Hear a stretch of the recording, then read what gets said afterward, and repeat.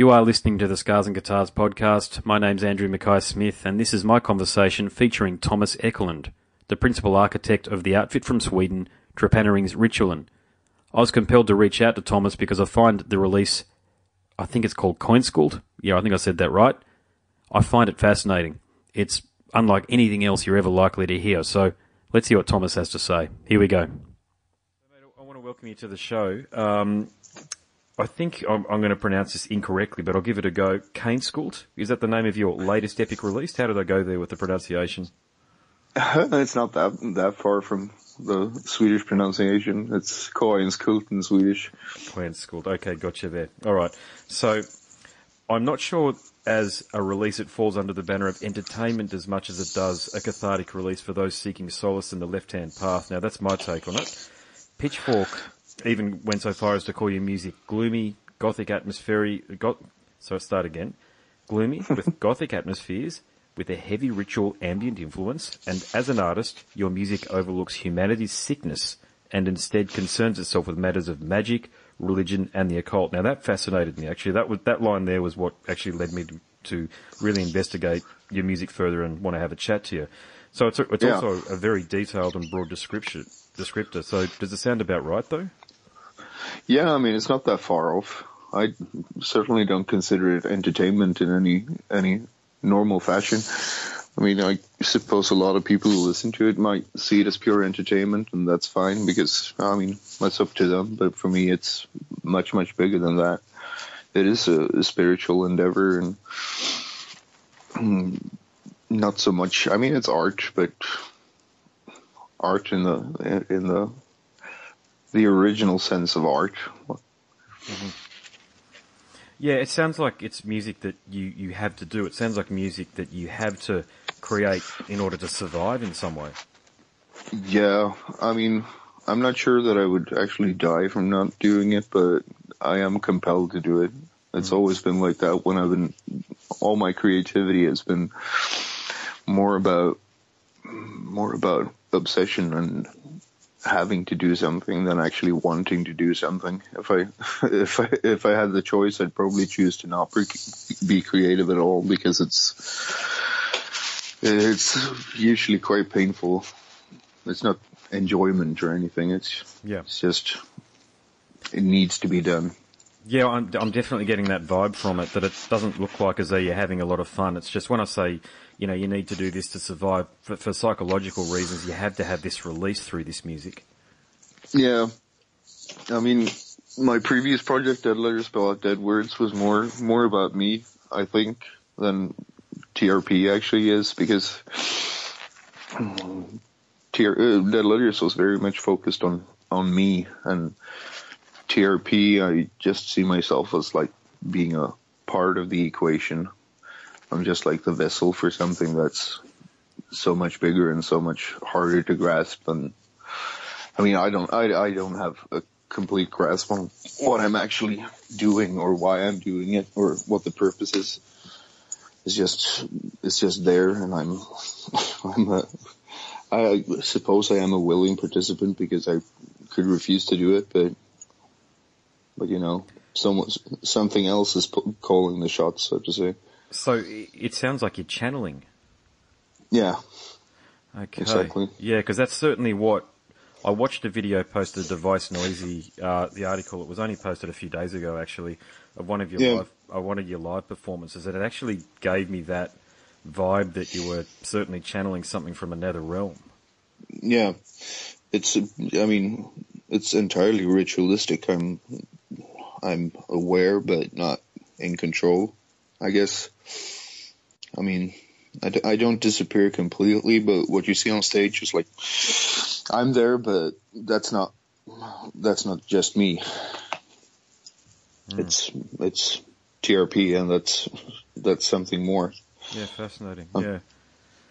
Yeah. So I guess for people listening that are into more, when I say mainstream metal, for metal and rock and pop, which is a more obvious popular reference, you do remind me of a cross between Alan Vega from the band Suicide. Now you probably know who Alan Vega is. Meets of course Eric Danielson of Watain. Are you aware of either of those two artists? Yeah, of course. I listen to all sorts of music, so both are honorable comparisons, I think. Yeah. Well, yeah, I'm glad you think that, because that's what I certainly probably less Eric Danielson and more Alan Vega. I've seen some early Alan Vega footage, and you actually remind me a lot of that. So Yeah. Alan Vega's, of course, departed this mortal coil, but he was one of those artists that I would have loved to have interviewed, but never had the opportunity. I wasn't doing what I'm doing now then before he passed away. But Yeah. you're the first artist that's come along where I've gone, hang on, that's a lot like what Vega was trying to do. Yeah, I mean, my grasp on Vega is more. I mean, he seems to have been more about the physical world and what's wrong with the physical world, and focusing on like quite mundane ailments, I guess. But still, I never got the chance to see him live either. But from what I've gathered, he was confrontational, and he was certainly ecstatic in some sense with what he was dealing with. Yeah, there are some fascinating stories that came out from the early scene there in New York, where he used to scare the living shit out of fellow artists by bringing a bike chain on stage with him and smashing it onto the ground whilst Martin, what was his name? Martin Rev, is that right? He used to do the keyboards in the background. And it was this, and I guess that's where, I mean, haven't seen you in person, which I'd love to do. I've only seen that video there and a few other things that are posted online. But it's that menace, that sense of menace that you bring to the stage that is similar to him, just to bring the accurate comparison to light. I mean, yeah, I guess that is certainly a way of explaining what my rituals feel like, I guess. I mean, I try to be, I think the purpose is to be as like, I don't like using the word confrontational because it sort of makes me think of Marilyn Manson or something, but it's about attacking people's senses in as many ways as possible, like olfactory and sonically and everything, to make them as perceptible as possible that thing that comes from without. Like if you lose all your, if you can pull down your guards, you can experience TRP in a way that is far greater than if you're just standing there and looking at an idiot screaming, you know. Do you get a lot of people who come to your show and might catch up with you afterwards and say, "Well, I wasn't expecting that"? Like, are people going knowing what they're going to watch when they go to your show? I mean, it depends. I'm fortunate enough to be able to play in very many different contexts, and I mean, if I do the industrial circuit, people usually know what to expect. But when it's like the metal circuit, that has a tendency to be, there's always someone coming up after a show I've done with a metal band that says like, I've never heard anything like this, and I've never been affected in any way of anything like this. So it does happen quite a lot. Yeah, I dare say the average metalhead probably would struggle to understand your wonderful music, I think. Yeah, a lot of them do. I mean, I've noticed a tendency to that the further into the ritual I get, the more people are actually starting to get into it, because I mean, it's probably this thing that there's no guitars on stage, so they don't really know how to how to grasp it. For sure. And they sort of need to figure out if it's okay to actually like it. And once they let go and their guard comes down, they realize that you don't need a guitar to be heavy or profound or whatever. Well, you bring an incredibly intense performance. I actually don't think I've seen him in anything quite like you, and I'm so glad you brought up Marilyn Manson, because I remember as a very young fellow when he came to Australia, watching him and being blown away just from a theatrical perspective. But, you know, when I look back, I mean, I couldn't go and watch Marilyn Manson now, to be honest with you. It would do nothing for me. Plus, I've never really got into his music. I don't think it's actually got a lot of substance, to be quite honest with you. Nothing against the man or his fans. I just can't really get into it in that way. But I did appreciate... Same for me. Yeah, well, you know exactly what I'm saying then. Yeah, I mean, it's fairly mainstreamy pop fare, really, that's designed to obtain a broader audience as possible, whereas your music is really going to connect with people that... Your music is interesting in that I don't know whether people actually will know what to look for when they're searching for your music, but when you stumble across it, you're like, hang on a sec, I've never heard another artist like this. This is something that I'm going to sort of force myself to keep listening to until I understand it, and that's what I've been doing. I've had, I've had the album on quite a bit actually, and I can't say that I have. There's no peak per se, with a lot of albums, like you get to track 3 and it's a bit of a banger, and you think, okay, here we go, that sort of thing. I really listened. I actually listened to your music to go to sleep. Oh, that's interesting. Yeah, no, and that doesn't mean that the music puts me to sleep in a bad way. I just find that I like getting into that meditative state because I find it very hard to meditate. It's a real bloody problem that I've got, to be frank. But your music allows me to drift off very easily. No, that brings me joy. Yeah. Well, I'm glad it does, mate, because it's really good for me. I mean, I play music in all sorts of applications in the car. I put music on all the time when I'm playing with the kids. I've got 2 daughters, aged 4.5 and almost 3. And I haven't put your one on around them yet. I'm sure they'd tell me to shut up, to be honest with you. It's the same as some of the black metal stuff that I put on around them, But that's nothing against you, mate, of course. It's just the listening habits and behaviours of 4.5-year-old and a 3-year-old. But I have found I love finding a place for music in my life, and that's where your music is. In the same way, have you heard an artist from Germany? I'm sure, of course, you have, but Sopor Eternus. Yeah, her music does the same thing. Yeah, similar. Yeah, very different, but similar. Yeah, I mean that is more apparently meditative than what most of my stuff is. Yeah, it's definitely her stuff. I'm sorry, I shouldn't even be referring to her as her. I don't think she refers to herself as her in the classical sense. But it's the music that Sopor Eternus creates is definitely more rooted in traditional rock and pop music. I was expecting it actually, to be quite frank, to be a lot more extreme or alternative than what it actually is. I mean, if you just look at the way that band is portrayed in themselves, their aesthetic and everything, you would expect it to be something quite a lot harsher than it actually is. Yeah, spot on. Well, that's certainly my take on it too. So just about you again, mate. You've become quite the favourite of Vice Media and Noisy, and they are rather hip in 2017. So, look, Shane Smith's outlets do encourage a rather influential. They are rather influential over the minds of Generation Y and Z. So I trawled their site, mate. They've written a few articles and stories about you, and for a media company that barely covers any rock, punk, metal or extreme music, they've given you as much coverage as they do some of their usual hip-hop, pop and indie artists. Why do you think they've taken such a shine to you? I mean, there's obviously something in TRP that speaks to people, and if you connect with it, I think people have a tendency to get obsessed by it. At least that's what I noticed by the people I'm in touch with, that once you actually get it, it becomes a very, very big thing for you, which sort of ties back to what I said before about it being something far greater than just me. If it was just like a collection of songs that someone wrote to do a record, and they probably wouldn't care, and very few people would care, but people connect with it and understand that it is far bigger than we can actually comprehend, I think. Yeah, and how do you find, do you get offered a lot of tours? Yeah, I mean, I do 40, 50 shows a year, typically. Mm-hmm. And that's in Europe mainly, is it? Yeah, I mean, I've been to the US a couple of times as well, but obviously mostly it's Europe because, well, I'm here, so it's easier, but far easier and cheaper. That's the other thing. Yeah, exactly.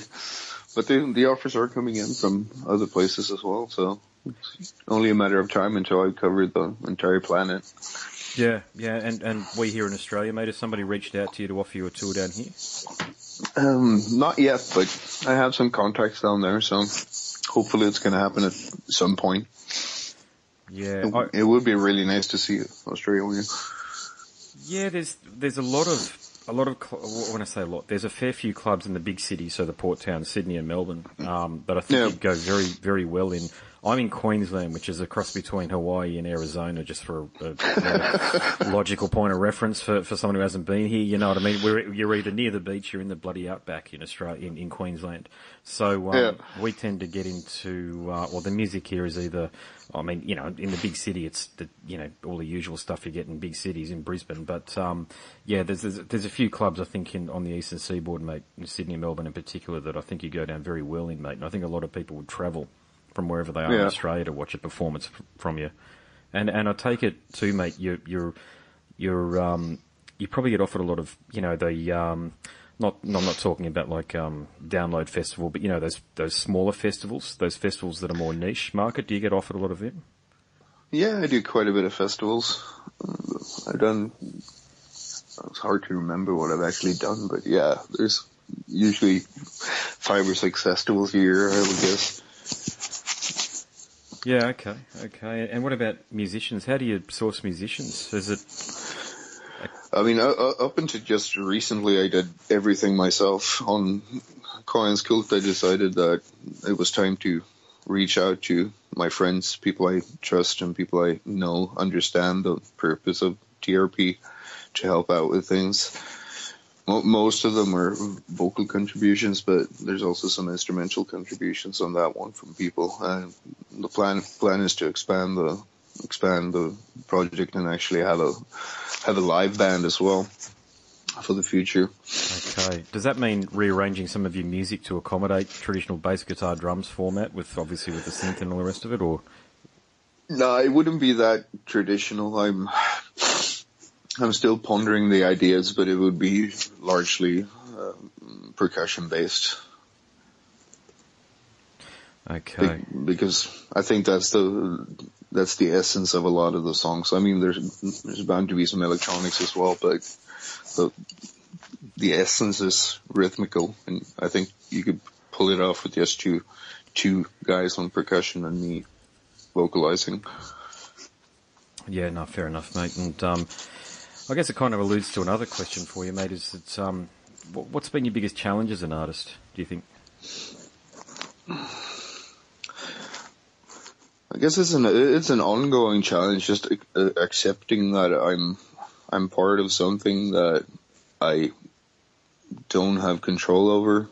Something that's, I mean, up until like 10 years ago, I would have said that I was an entirely unspiritual person. I was very much under the impression that everything revolves around logic, and since TRP entered my life, I've been forced to realize that that's simply not the case.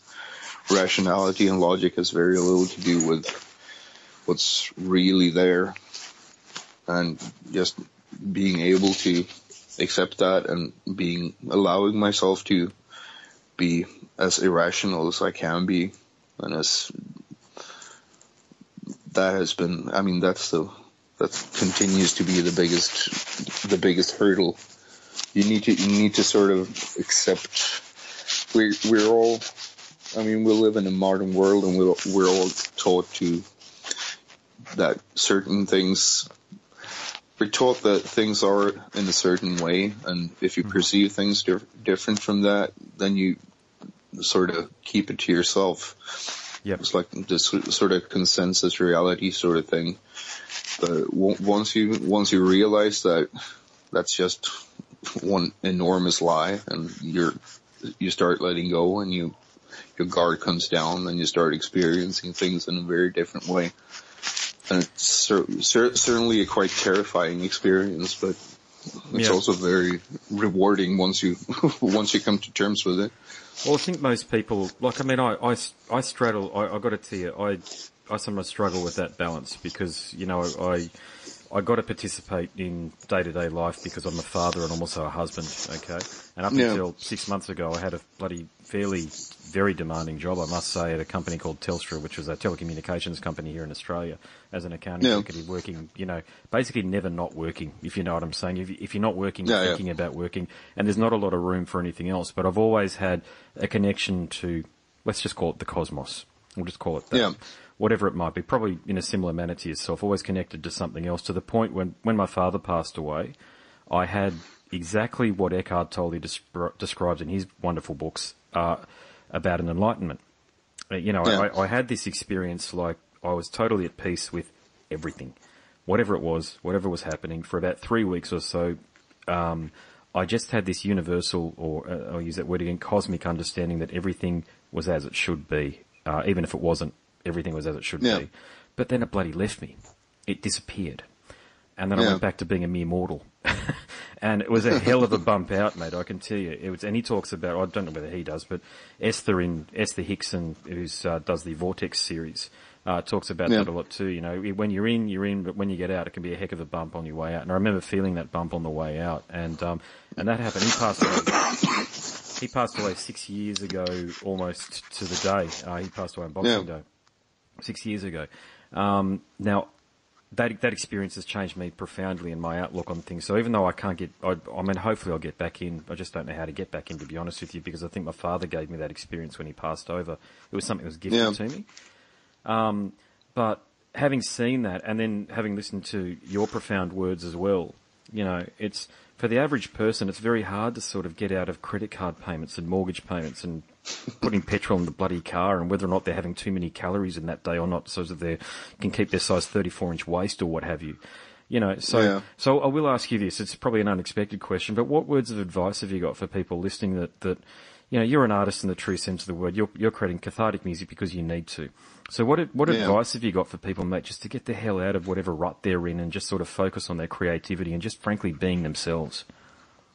I mean, that's a hard thing to do, regardless of how you view the cosmos or how you view what's outside of it. Because I mean, we're flesh and blood as well. We're sort of prisoners in the physical world, and those things, I mean, they matter, and we get complacent, and we get used to having food on the table, and we get used to being warm and comfortable and all those kinds of things, and it's hard to disconnect from your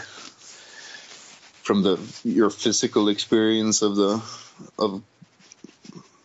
your physical experiences are there, and you cannot fully disconnect from them. I don't think that's even possible. As long as you have a physical form, you have the limitations and the problems and the aches and pains of having a body. But the only thing you can do is like force yourself into it, force yourself back, focus on what's really out there and trying to understand it. And eventually you're going to get to the point where the physical world doesn't matter that much to you anymore. That's something I'm battling as well. I mean, I have a normal existence on the side as well. It's there, but I mean, I try to consciously separate myself from it as much as possible, but it's hard. Yeah, you used I can't remember the precise phrase you used, but being human we are definitely captive to this experience, aren't we? Like, you can't, I was talking to a bloke at work actually just before I left, and the job was incredibly demanding, and he found the same way I did. And he said, do you think you could ever achieve a state of Zen doing this job? And I think I said, well, I don't think you can ever really truly achieve a state of Zen leading a life when you've got to do this job that we do. So it's about the whole thing. It's not just about the job. So it does take concentrated effort, doesn't it? Like you're saying. Yeah. And you need to separate yourself. I mean, to come as close to experiencing those things that lie beyond the creative worlds, you need to separate yourself. You can't be part of modernity. Everything we do is like, it's so unnatural. I mean, it's not natural to work even 8 hours a day, or having career that demands 16 hours a day. It's not what we're supposed to do. We don't need all that. We need a little bit of food, and we need a little bit of shelter for our bodies to function. But I think isolation is necessary eventually. Yeah, isolation. And ultimately annihilation. You need to cease to exist as a physical being, and the whole cosmos needs to cease to exist. I'm quite convinced that the cosmos is not something that's supposed to exist. It's just it's a enormous mistake that needs to be corrected in some manner, needs to cease to be. It's very interesting you say that, because I have a similar theory, you see. I think it's all random and it's all just coincidence too. I don't think that really there is, man's search for meaning through religion and, man's search for meaning has resulted in religion and ideologies and all this other bullshit. But really, when we look at it, we can't scientifically claim that there is a basis for anything for our existence. No. I'm talking about. We can't do that. So that old saying, everything happens for a reason. I'd love to know what it is in Swedish, but you hear that a lot with people when things aren't going their way in life. But you think, no, there isn't. That's the beauty of it. It's just random bullshit. I can appreciate the beauty in nature. There's no doubt about that. And I can appreciate the beauty in relationships and the way that I love my wife and my kids. But I don't have such an ego to realise that I'm the centre. My ego has determined for me that, thankfully it has actually, that I'm not the centre of anybody's universe. I'm just participating. That's all I'm doing. I'm just participating in this random event. But I am curious as to, you say that it will be corrected. What do you mean when you say that? When I listen to creation, all I hear is a prolonged cry of agony. It's like everything that has taken physical manifestation is telling me that it's not supposed to be there. It's supposed to cease to be. It's like everything that has physical manifestation is nothing but agony. We need to return to. I mean, we're using very human words here. We can only relate to this from this perspective, because the other perspective lacks words. And how do you separate yourself from it when you're in the middle of this? But it's very hard. That's your point. Very hard. Yeah, there's a nothingness that lies beyond what we experience. That is the essence of what I think I'm striving towards. It's like this state of absolute nothing. But nothing is still something.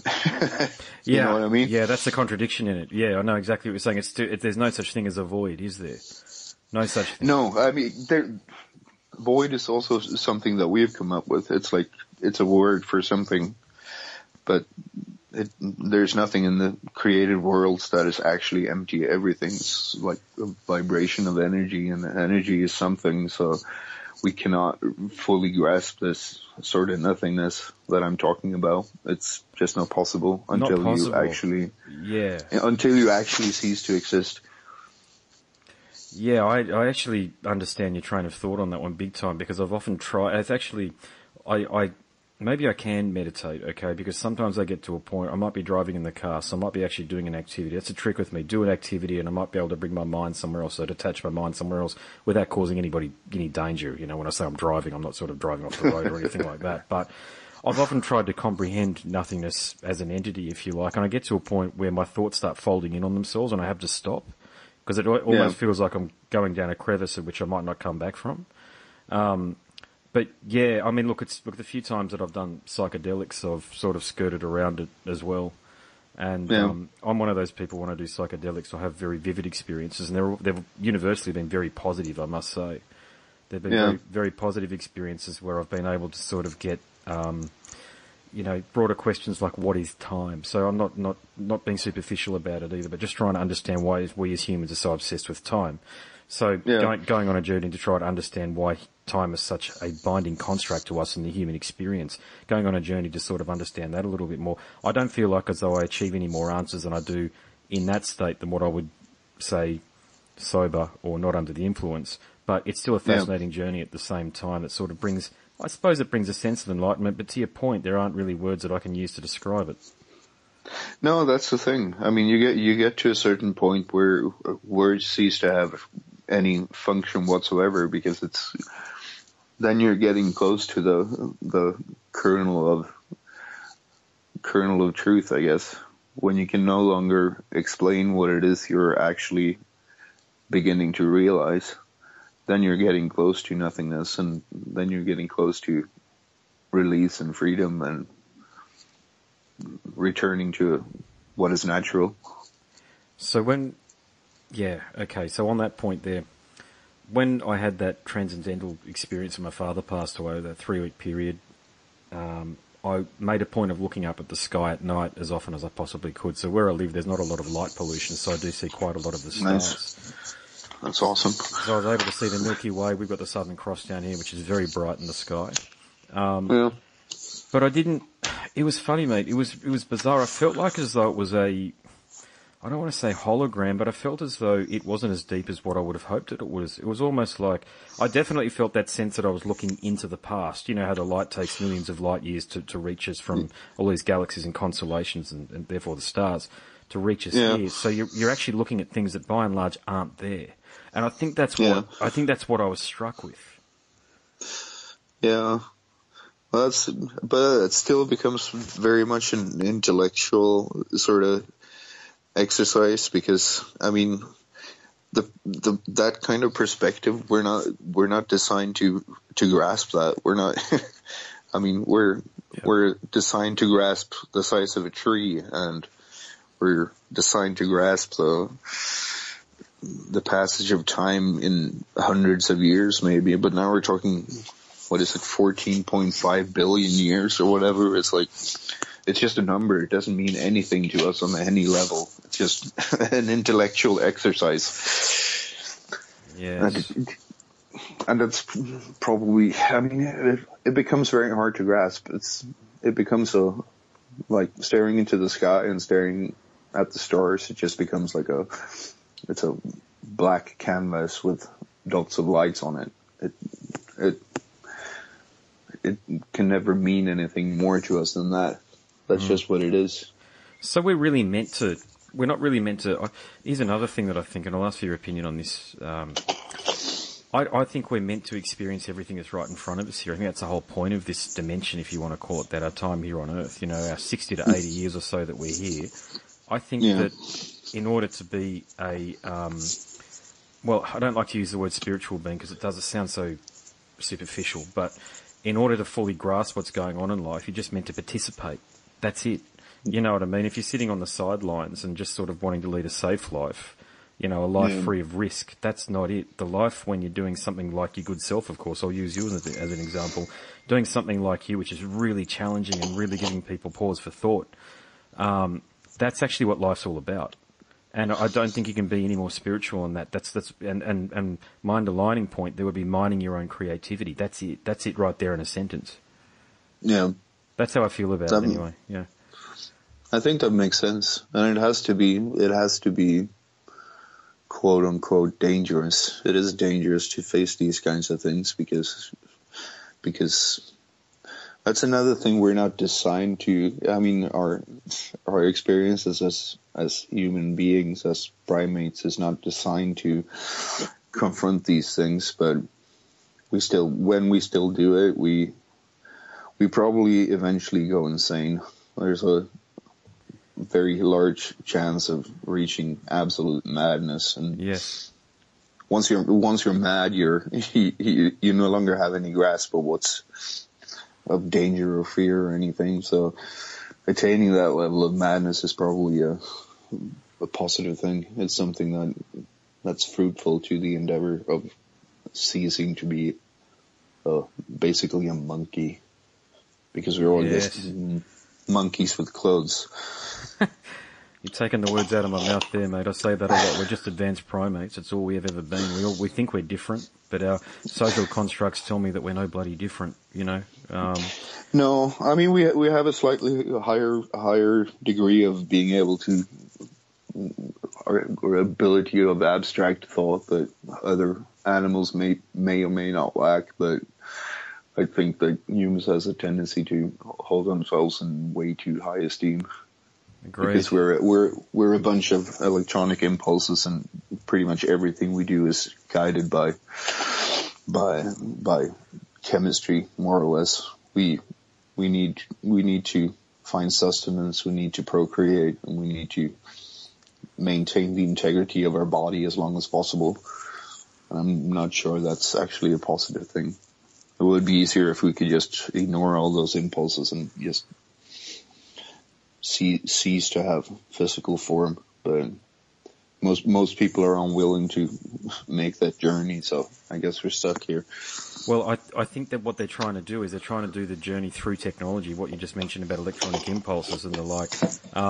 They're trying to do it through things like artificial intelligence, like the fourth dimension, where they're entering into, those glasses that people put on these days when they're on their Android phones and they can walk around in this virtual reality environment. When we were kids, in the 80s and 90s where that stuff was mooted. Well, it's here right now. But I think that stuff takes the thinking away from the individual. And I totally understand your point. It's not about thinking. It's about removing the thought, but these people are thinking that I can immerse myself in this experience which has been gifted to me. And I think one of the points that you're trying to make, now correct me if I'm wrong, is that you've actually got to work for the experience, but you just not got to work for it through thinking.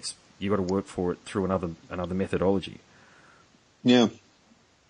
I guess you need to punish your flesh. I guess that sounds sort of Christian, like the mortification of flesh, but there's some sort of logic in that. You need to, once you stop caring about your physical well-being, you can focus on understanding what's around you in a way that you can't, as long as you're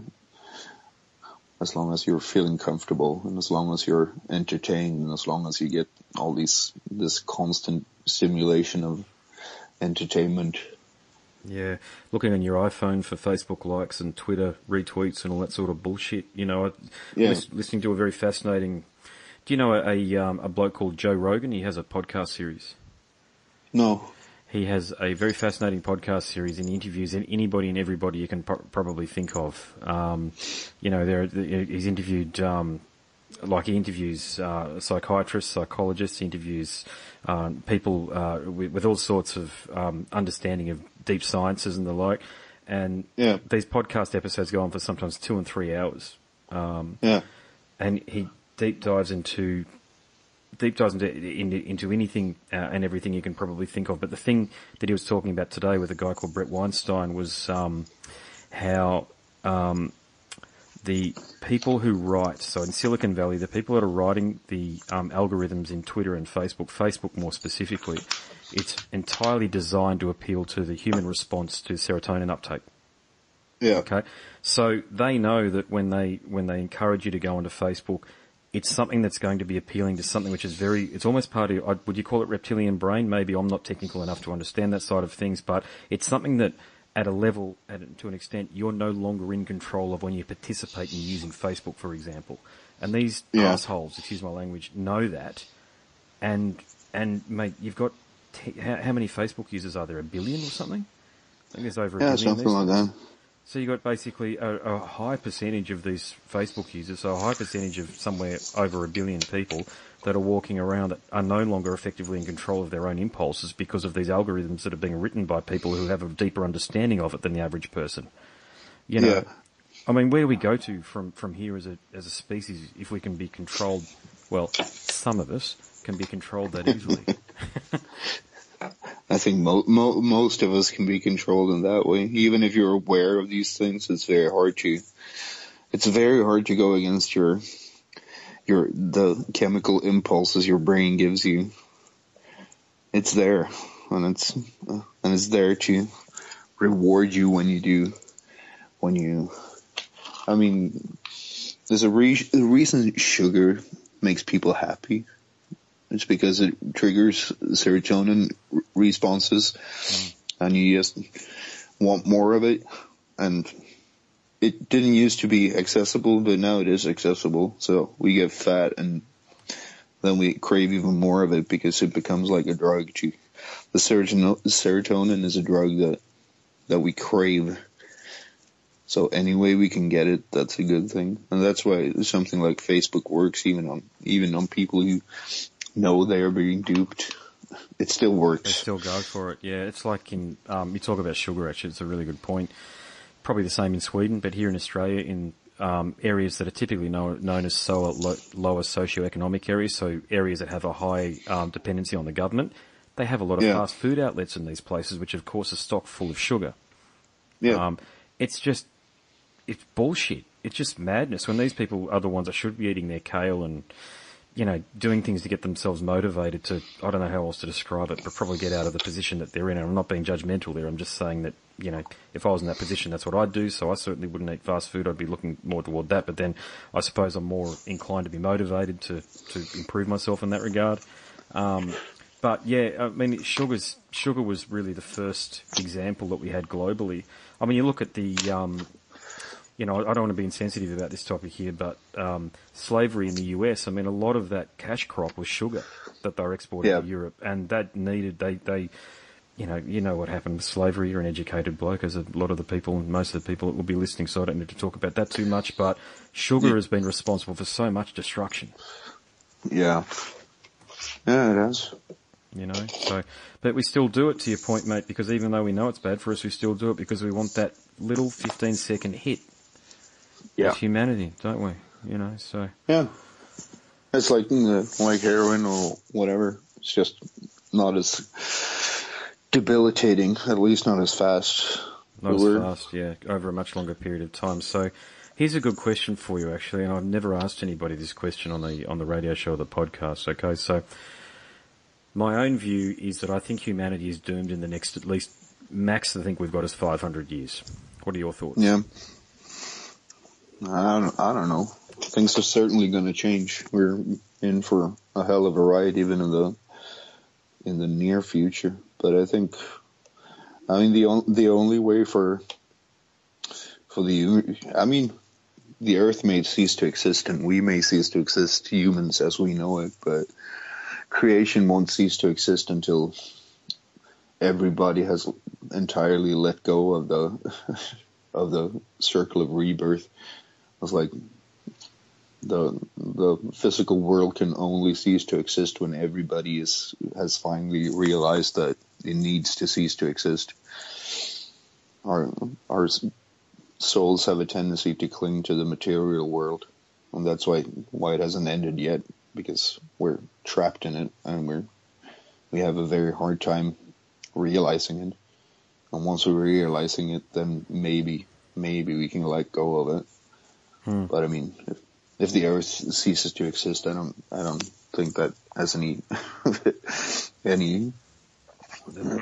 relevance in the bigger scheme of things. No. I mean, so no universal consequence, is it, at all? No, the cosmos is vast, and there are many, many beings that are struggling with the same sort of problems we are struggling with. And they also need to realize that.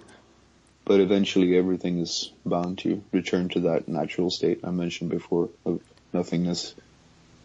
Yes, okay, so it's just a question of time. Well, okay, there I go again. It's still a human construct, but it is only really a question of time. But I do fear for the world that I'm bringing my daughters up in. Yeah. I have to. I mean, I like to consider myself a dutiful parent, you know what I mean, and a mentor to the girls, It's tough. We're so aware of all of the many ills and ailments that humanity suffers through, and especially in countries. I mean, Sweden and Australia in particular. I think Norway, Sweden, Australia, New Zealand, and I think Canada's fallen behind a little bit. But those four countries that I mentioned we are held up as having the highest quality of life in the world. Denmark as well. Sorry, that's the fifth. Denmark, Sweden, Norway, New Zealand, Australia are held up as having the highest quality of life, mate. So, mate, there's a lot of people that are trying to come to these countries these days, as you no doubt well know in Sweden. You're a lot closer to what's going on, the action per se, than what we are here in Australia, Yeah. Well, Sweden is falling quickly. The quality of life is falling quickly, and things are changing considerably. I mean, it's certainly a very different place from just like 10 years ago. And it really isn't it's not it's not a pleasant place, but I don't think any place is a pleasant place.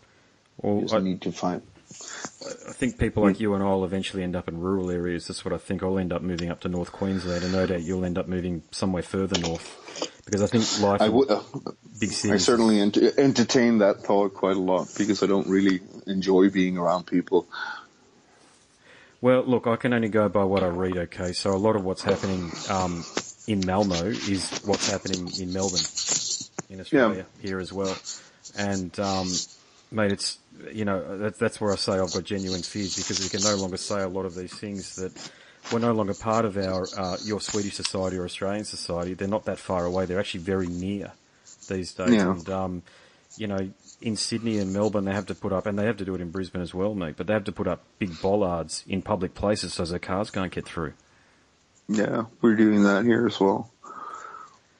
It's for me, my thoughts on it, it's almost excusing the behaviour, really, isn't it? I know they've got to do it. I appreciate that, but what else is actually being done to prevent these things from happening in the first place? So, for example, why does it need to get to a point where we have to put up bollards to stop people and Berlin as well, of course, and the infamous examples there. Why do we need to get to a point where we have to do that to protect people at times like Christmas? Well, I think that sort of conflict is built into our just existing as humans. We're, like any other species, we're bound to xenophobia, and we're bound to hating each other, and we're bound to hurting each other over various things. 100,000 years ago, it was just you and your family against all the other families, and now we're just this collective mass, which is entirely unnatural, and conflict is bound to reach boiling point when you shove all these people into very confined spaces. We're not supposed to live like this. It's not a natural way to exist. Yeah. It's like that thing that they say that you can't have meaningful connections with more than 150 people. I'm around more than 150 people when I go to work every day, and I don't care about them.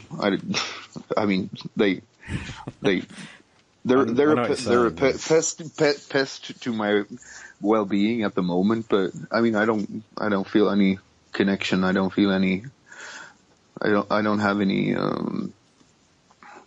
responsibilities towards them. I don't care if they live or die. That's not my problem or interest or anything. I care about the people that,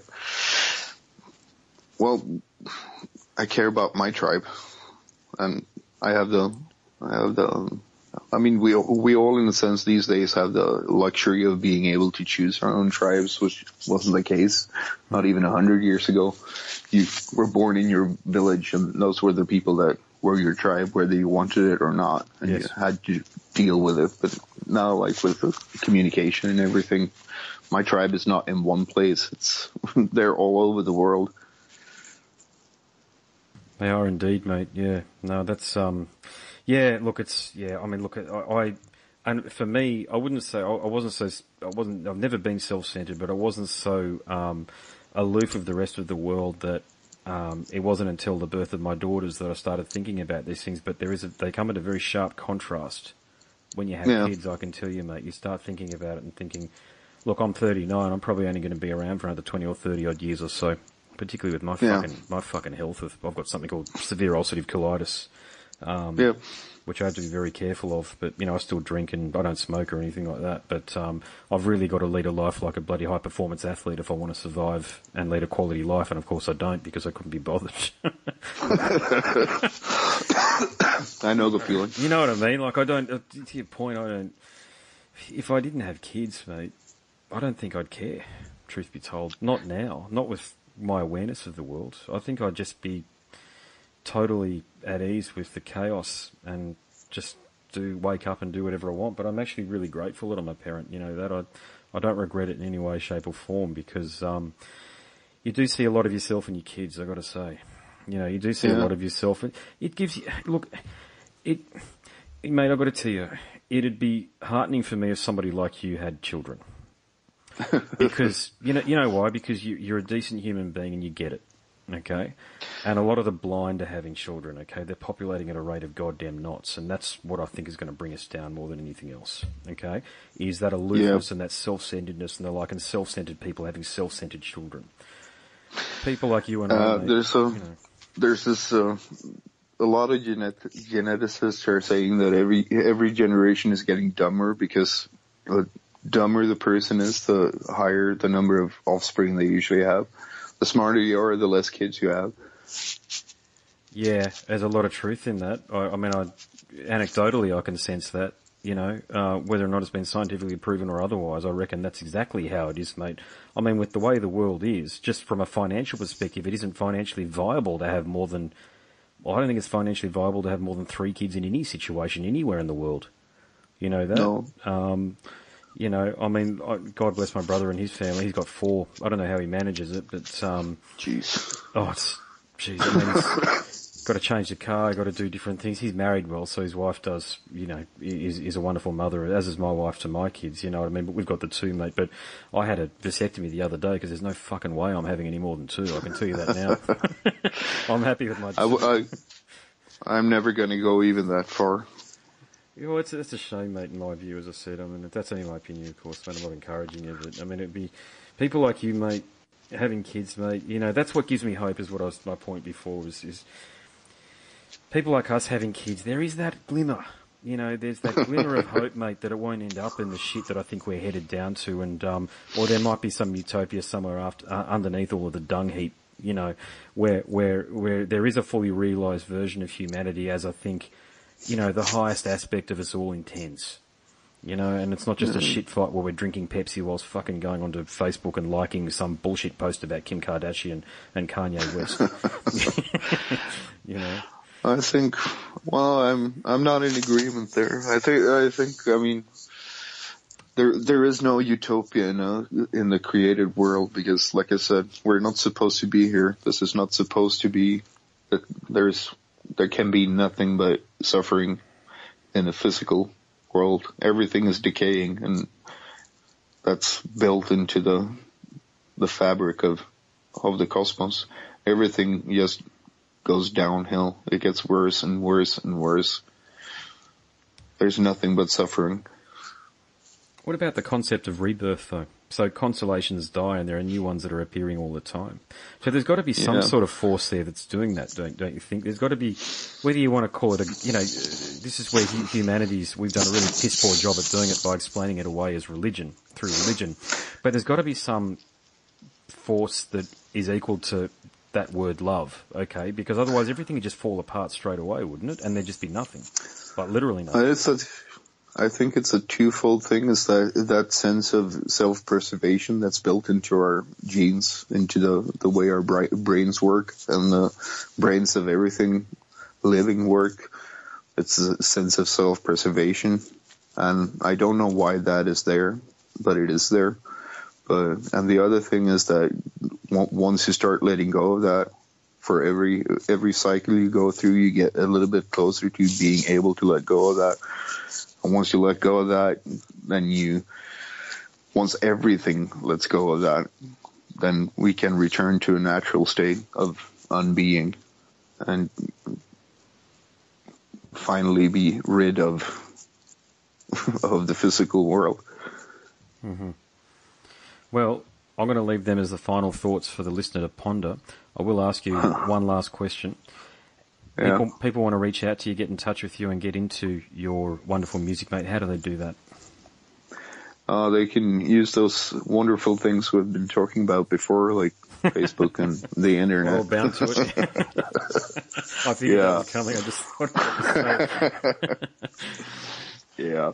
Okay, so you're pretty easy to find on Facebook. I know that, and So I do encourage any listener out there to give the music an opportunity. It is very much an experience that you want to put some headphones on for, and if you don't do that, the way that I get into, particularly the latest release, I'm going to try not to mispronounce it again. Kainskult. Kainskult. I'm sorry. Kainskult is by putting it beside my bed and just using the iPhone speaker. I just let it play out until I fall asleep, and every time I have fallen asleep before the end of the album's conclusion. Anyway, so mate, I've really enjoyed this, Thomas. It's been a wonderful discussion. I haven't gone this deep with anybody previously, and I'm just glad I had the opportunity to do it with you. It's been rewarding. Thank you. You are listening to the Scars and Guitars podcast. My name is Andrew Mackay-Smith, and that was my very fascinating conversation with a fellow called Thomas Ekelund, who is a principal architect of the outfit Trepaneringsritualen. Thanks so much for listening.